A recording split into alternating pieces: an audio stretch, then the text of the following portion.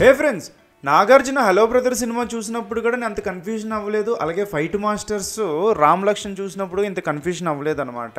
అంటే చూసినప్పుడు అంటే రియల్గా కాదు, టీవీలో మొబైల్లో చూసినప్పుడు. ఏంటంటే గూగుల్లో ఈ క్వశ్చన్ అడిగారు. ఇది నాకు ఎంత ట్రిక్గా అనిపించిందంటే, ఇది ఎందుకు ఇలాగ అయ్యిందని తెలుసుకోవడానికి నాకు చాలాసేపు పట్టింది.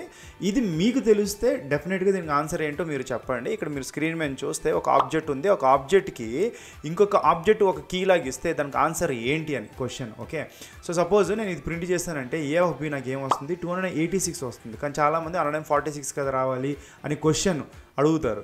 ఓకే, సరే ఏ ఆఫ్ సి ఏం రావచ్చు? సరే దీన్ని కూడా మనం ప్రింట్ చేసుకుంటే మనకు ఆన్సర్ 286 వస్తుంది అనమాట.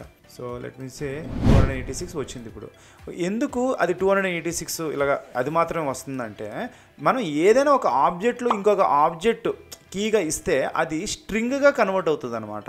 అంటే స్ట్రింగ్గా కన్వర్ట్ అవ్వడం అంటే ఈ కంప్లీట్ ఆబ్జెక్ట్గా కన్వర్ట్ అవుతుంది. అండ్ దాని వాల్యూ అంటే దీని రిప్రజెంటేషనే ఇదనమాట. అలాగే ఏ ఆఫ్ సి ఏముంటుంది, ఏ ఆఫ్ సి కూడా డిట్టో ఇలాగ ఆబ్జెక్ట్ కన్వర్ట్ అయిపోతుంది అనమాట. ఇక్కడ మీరు చూస్తే ఇప్పుడు రెండు కీ వాల్యూస్ సేమ్ కాబట్టి ఫస్ట్ టైం 146 ఉంటుంది, తర్వాత దీన్ని ఓవర్ రైడ్ చేస్తే 286 అని ఉంటుంది.